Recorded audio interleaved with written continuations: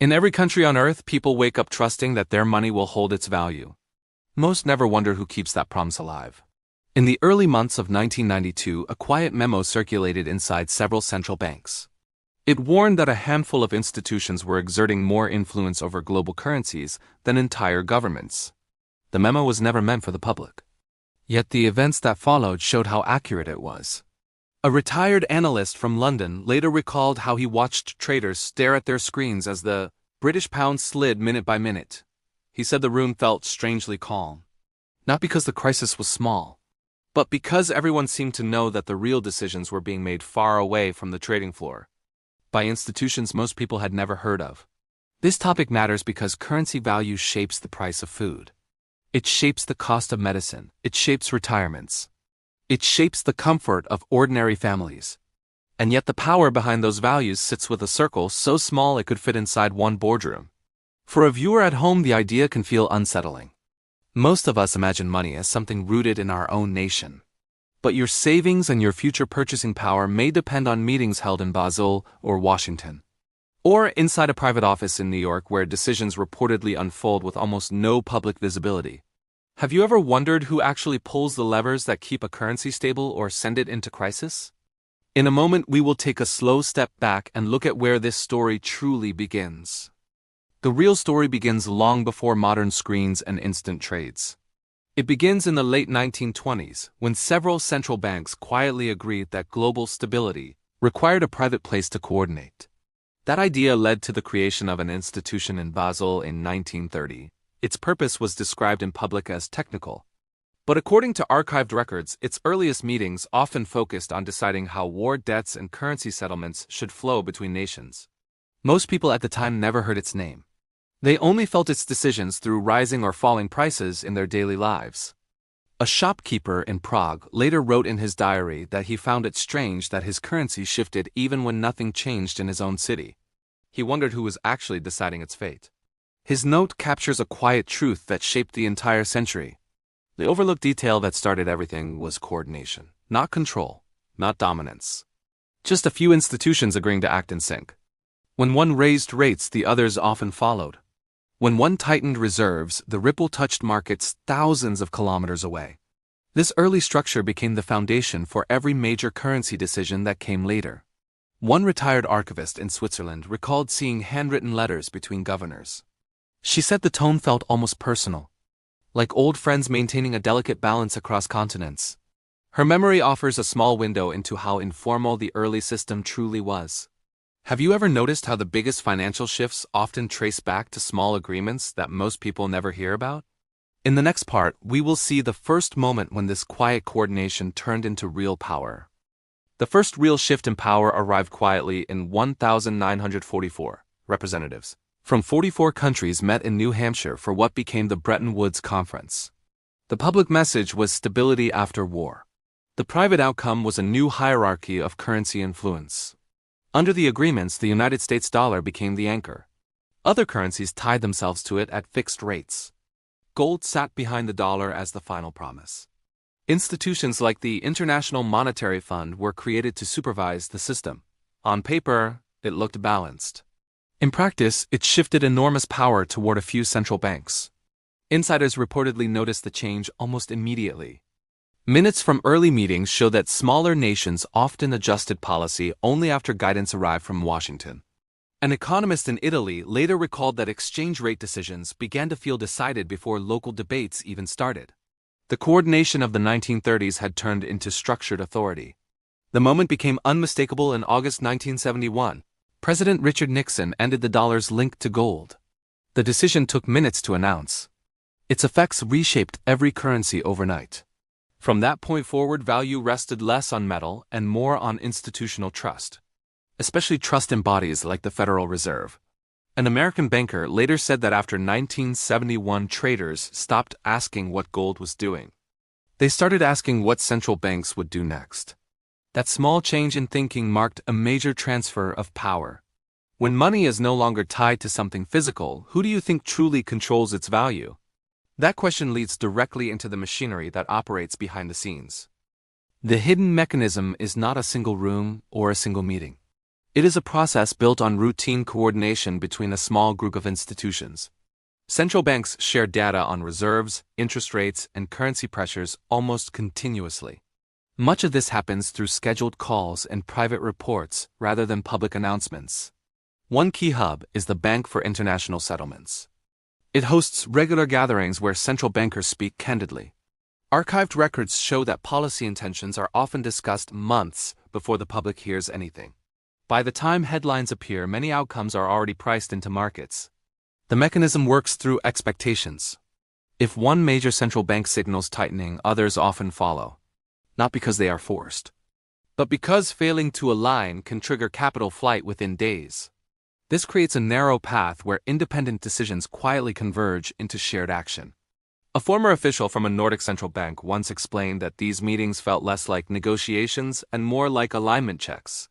He said everyone arrived knowing roughly where the group would land. His account reflects how predictability became the real source of stability. For ordinary people, the effect is indirect but powerful. Mortgage rates adjust. Pensions recalculate assumptions. Imports and exports rebalance without any vote taking place at home.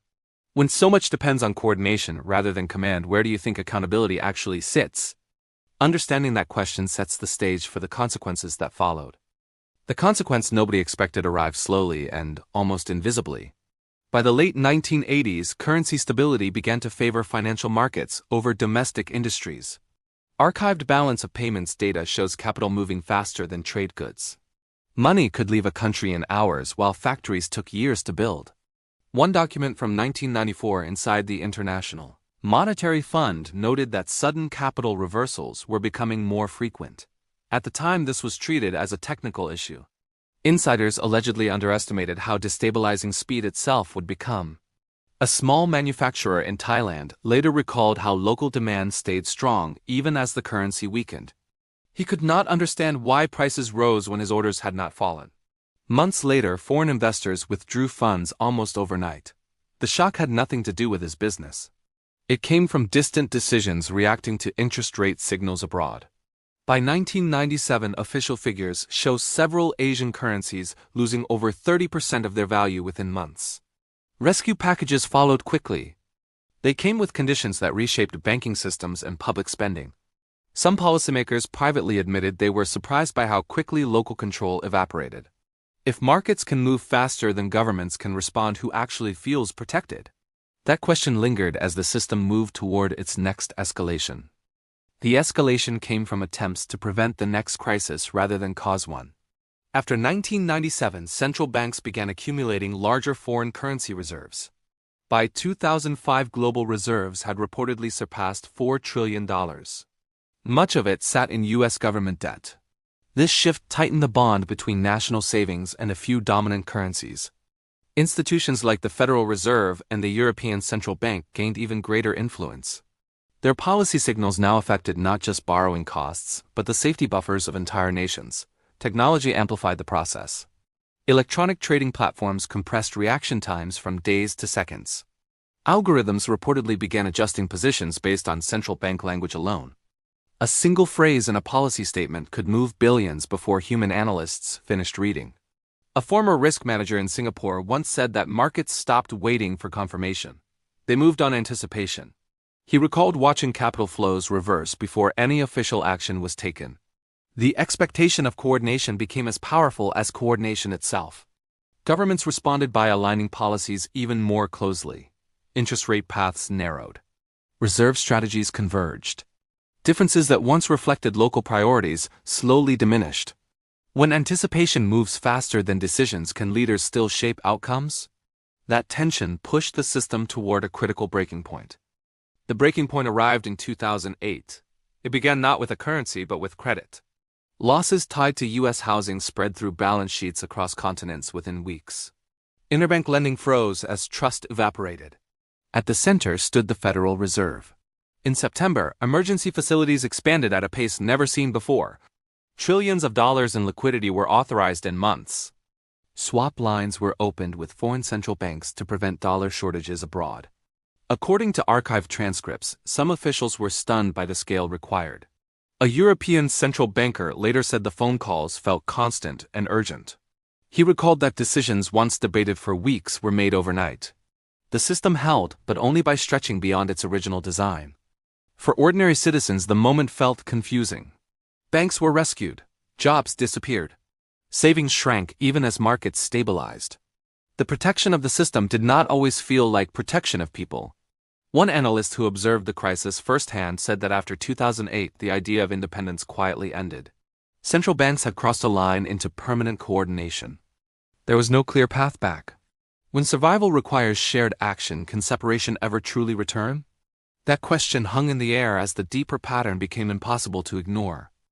The hidden pattern becomes clear when the timeline is placed side by side. Crises differ in cause but not in response. Each shock pulls the same institutions closer together. In 1930, coordination was informal. In 1944, it became structured. After 1971, it became necessary. By 2008, it became permanent. According to archived records, every major disruption reinforced the same solution: more alignment, more shared signals. This pattern appears across decades and regions. Latin America in the 1980s, Asia in the late 1990s, Europe after 2010. Each episode followed a similar arc. Capital moved faster than policy. Institutions responded by narrowing differences. The underlying logic is simple. Currencies today rely on confidence more than backing. Confidence depends on predictability.